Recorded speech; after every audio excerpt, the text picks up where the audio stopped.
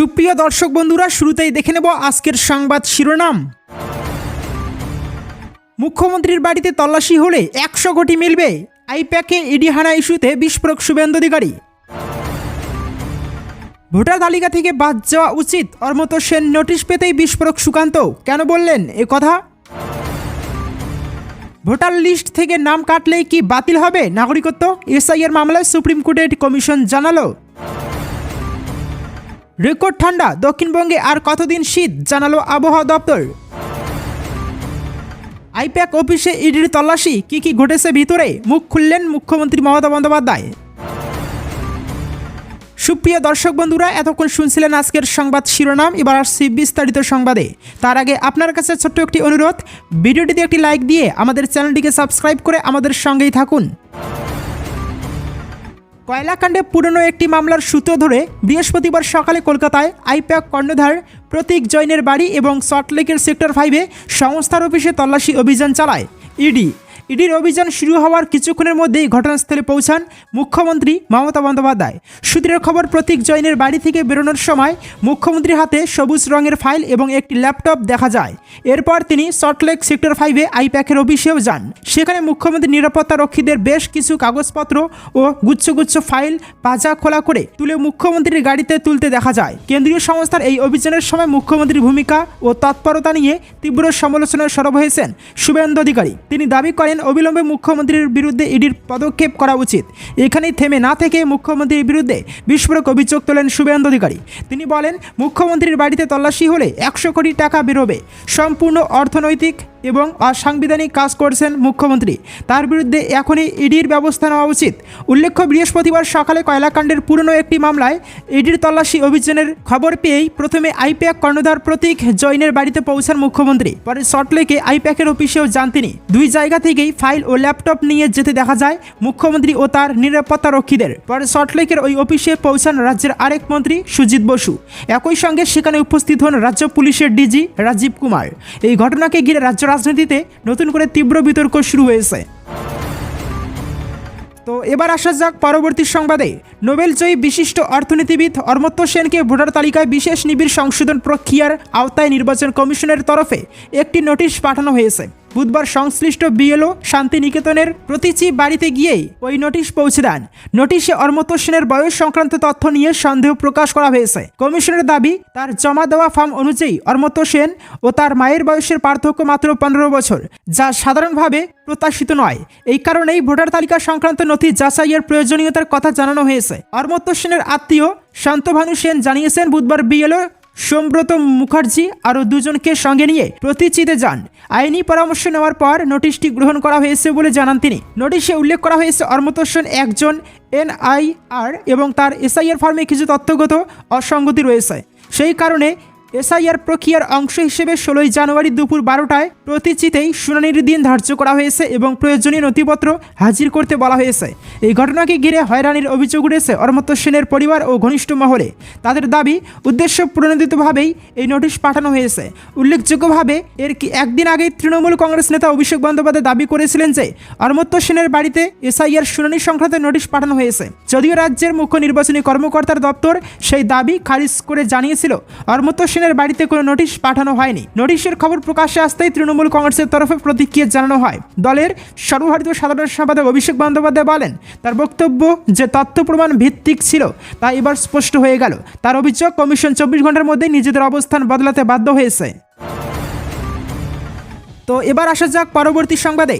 Voter তালিকায় বিশেষ নিবিড় সংশোধন বা এসআইআর প্রক্রিয়া নিয়ে মামলার শুনানিতে সুপ্রিম কোর্টে নিজেদের অবস্থান পরিষ্কার করল নির্বাচন কমিশন। নির্বাচন কমিশন জানায়, ভোটার তালিকায় নাম অন্তর্ভুক্ত করার আগে কোনো ব্যক্তি ভারতীয় নাগরিক কিনা তা যাচাই করা কমিশনের কর্তব্য। কমিশনের স্পষ্ট বক্তব্য, যাতে কোনো বিদেশি নাগরিক ভারতের নির্বাচনে ভোট দিতে না পারেন, সেটাই এই প্রক্রিয়ার মূল উদ্দেশ্য। প্রধান বিচারপতি সূর্যকান্ত ও বিচারপতি জয়মাল্য বাগচির বেঞ্চে নির্বাচন কমিশনের পক্ষে সওয়াল করেন সিনিয়র আইনজীবী রাকেশ দ্বিবেদী। তিনি আবেদনকারীদের সেই দাবি খারিজ করেন, যেখানে বলা হয়েছিল নাগরিকত্ব নির্ধারণ নির্বাচন কমিশনের কাজ নয় এবং শুধু আধার থাকলেই ভোটার তালিকায় নাম তোলা উচিত। রাকেশ দ্বিবেদী বলেন, ভোটার তালিকায় কোনো বিদেশি নাগরিকের নাম থাকা সংবিধান অনুযায়ী ঠিক নয়। তিনি জানান, গণপরিষদের সময় থেকে নাগরিকত্ব যাচাইয়ের বিষয়টিকে গুরুত্ব দেওয়া হয়েছে। সংবিধান প্রণেতারাই নির্বাচন কমিশনকে দায়িত্ব দিয়েছিলেন যাতে শুধুমাত্র ভারতীয় নাগরিকদেরই ভোটার হিসেবে নথিভুক্ত করা হয়। তিনি আরও জানান, রাষ্ট্রপতি, উপরাষ্ট্রপতি ও প্রধানমন্ত্রীর মতো শীর্ষ সাংবিধানিক পদে নিযুক্ত হওয়ার জন্য ভারতীয় নাগরিক হওয়া বাধ্যতামূলক। সংবিধানের 124(3) অনুচ্ছেদ অনুযায়ী সুপ্রিম কোর্ট ও হাইকোর্টের বিচারকদের ক্ষেত্রেও নাগরিকত্ব অপরিহার্য শর্ত। নির্বাচন কমিশনের দাবি, সংবিধানের 324 ও 326 অনুচ্ছেদের অধীনেই ভোটার তালিকা তৈরি ও সংশোধনের ক্ষমতা তাদের দেওয়া হয়েছে। কমিশনের মতে নিয়মিত এসআইআর প্রক্রিয়া না হলে অবাধ ও সুষ্ঠু নির্বাচন সম্ভব নয়। ভোটার তালিকা থেকে কারোর নাম বাদ পড়লে নাগরিকত্ব বাতিল হয়ে যাবে, এই আশঙ্কা উড়িয়ে দিয়েছে নির্বাচন কমিশন। দ্বিবেদী জানান, ভোটার তালিকা সংশোধন একটি প্রশাসনিক প্রক্রিয়া যেখানে মৃত্যু, স্থানান্তর বা নতুন ভোটার সংযোজনের বিষয় দেখা হয়। এতে কারো নাগরিকত্ব বাতিল হয় না। কমিশন স্পষ্ট জানিয়েছে, কাউকে ভারতীয় নন বলে ঘোষণা করা বা নাগরিকত্ব বাতিল করার ক্ষমতা একমাত্র কেন্দ্রীয় সরকারের। নির্বাচন কমিশন কোনো রাজনৈতিক সিদ্ধান্ত নিচ্ছে না বলেও জানানো হয়েছে। তবে ভোটার তালিকায় যদি বিদেশিদের নাম থাকে, সংবিধান অনুযায়ী সেগুলি বাদ দেওয়াই কমিশনের দায়িত্ব। নির্বাচন কমিশন আরও জানায়, এসআইআর প্রক্রিয়ায় 1955 সালের নাগরিকত্ব আইনের অধীনে কারো নাগরিকত্ব বাতিল করা হবে না। নাগরিকত্ব প্রমাণের জন্য প্রয়োজনীয় নথি জমা দেওয়ার সুযোগ সকলের কাছেই থাকবে। এই মামলার পরবর্তী শুনানি হবে আগামী বৃহস্পতিবার। তো এবার আসা যাক পরবর্তী সংবাদে। বহু বছর পর দক্ষিণবঙ্গে এমন শীত দেখে বেজায় খুশি শীত প্রেমীরা। এদিকে ঠান্ডার দাপট আপাতত কমার কোনো সম্ভাবনা নেই বলে জানাচ্ছে আবহাওয়া দপ্তর। শনিবার পর্যন্ত দক্ষিণবঙ্গে এমনই থাকবে আবহাওয়া। হাওয়া অফিস জানিয়েছে, আগামী 3 দিন রাজ্যে রাতের তাপমাত্রার বিশেষ হেরফের হবে না। বৃহস্পতিবার পর্যন্ত তাপমাত্রা মোটের উপর একই থাকবে কলকাতা সহ গাঙ্গেয় দক্ষিণবঙ্গের জেলাগুলিতে। দক্ষিণবঙ্গের বিভিন্ন জায়গায় দিনের তাপমাত্রা স্বাভাবিকের থেকে 3 থেকে 5 ডিগ্রি সেলসিয়াস কম থাকবে। তবে এদিন থেকেই সেই চিত্র বদলাবে। তাপমাত্রা 2 ডিগ্রি সেলসিয়াস বাড়ার সম্ভাবনা রয়েছে। আজ বীরভূম ও পশ্চিম বর্ধমানে আগামীকালও শৈত্যপ্রবাহের সতর্কতা রয়েছে। শীতল দিনের সতর্কতা রয়েছে হুগলি, 2 24 পরগনা, পূর্ব বর্ধমান, মুর্শিদাবাদ এবং নদিয়াতেও। আপাতত 12 জানুয়ারি পর্যন্ত শীতের দাপট একই রকম থাকার পূর্বাভাস। দক্ষিণবঙ্গের জেলাগুলিতে সর্বনিম্ন তাপমাত্রা 10 ডিগ্রি বা তার কম এবং দিনের সর্বোচ্চ তাপমাত্রা স্বাভাবিকের চেয়ে 4.5 ডিগ্রি বা তার বেশি কম, অর্থাৎ শীতল দিনের পরিস্থিতি থাকবে। আপাতত দক্ষিণবঙ্গে শুষ্ক আবহাওয়া বিরাজ করবে, কোথাও বৃষ্টির পূর্বাভাস নেই। দক্ষিণবঙ্গের সব জেলাতেই সকালের দিকে হালকা থেকে মাঝারি কুয়াশা থাকবে। অধিক কুয়াশার জেরে সতর্কতা রয়েছে বীরভূম, মুর্শিদাবাদ ও নদিয়ায়। দৃশ্যমানতা 50 মিটারে নেমে আসতে পারে। শনিবার পর্যন্ত কলকাতা সহ দক্ষিণবঙ্গের সব জেলাতেই কুয়াশাচ্ছন্ন থাকার সম্ভাবনা। উত্তরবঙ্গে 8 জেলাতেই ঘন কুয়াশার সম্ভাবনা রয়েছে।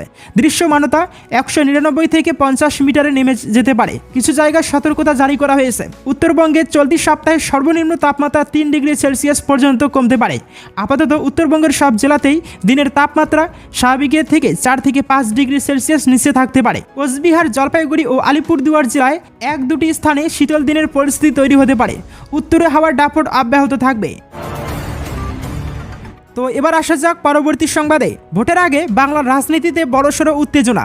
তৃণমূলের ভোটকুশলী সংস্থা আইপ্যাকের অফিস এবং সংস্থার কর্ণধার প্রতীক জৈনের বাড়িতে বৃহস্পতিবার সকাল থেকে শুরু হয়েছে ইডির অভিযান। তল্লাশির সময় সরাসরি প্রতীক জৈনের বাড়িতে যান মুখ্যমন্ত্রী মমতা বন্দ্যোপাধ্যায়। সেখান থেকে একটা ফাইল, মোবাইল ফোন এবং হার্ড ডিস্ক সংগ্রহ করে বেরিয়ে আসেন তিনি। এরপর সেখান থেকে সরাসরি চলে যান আইপ্যাকের অফিসে। সেই অফিস থেকে বেরিয়ে সংবাদ মাধ্যমের সামনে মুখ খুললেন মমতা বন্দ্যোপাধ্যায়। বৃহস্পতিবার সকাল থেকে সল্টলেক সেক্টর 5-এ অবস্থিত আইপ্যাকের অফিসে তল্লাশি শুরু করে ইডি। কেন্দ্রীয় বাহিনী সকাল থেকেই এলাকা ঘিরে রাখে। পরে নিরাপত্তা জোরদার করতে পৌঁছায় সিআরপিএফ জওয়ানরা। পাল্টা সেখানে যায় রাজ্য পুলিশের র্যাফও। আইপ্যাকের অফিসের পাশাপাশি সংস্থার কর্ণধার প্রতীক জৈনের বাড়িতে তল্লাশি চালানো হয়। সূত্রের খবর, প্রতীক জৈনের বাড়ি থেকে বেরোনোর পরই মুখ্যমন্ত্রী মমতা বন্দ্যোপাধ্যায় সল্টলেকে আইপ্যাক অফিসে পৌঁছন। সল্টলেকের 11 তলায় অবস্থিত আইপ্যাকের অফিসে প্রায় 45 মিনিট ছিলেন মুখ্যমন্ত্রী মমতা বন্দ্যোপাধ্যায়। শুধু মুখ্যমন্ত্রী নন, ঘটনাস্থলে পৌঁছন রাজ্যের মন্ত্রী সুজিত বসুও। তল্লাশি চলাকালীন পুরো এলাকা ঘিরে ছিল কড়া নিরাপত্তা। নিচে নেমে সাংবাদিকদের মুখোমুখি হয়ে মমতা বন্দ্যোপাধ্যায় বলেন, ভোর রাত থেকে তল্লাশি চলছে। আইপ্যাক তৃণমূলের ভোট কুশলী, এটা ক্রাইম।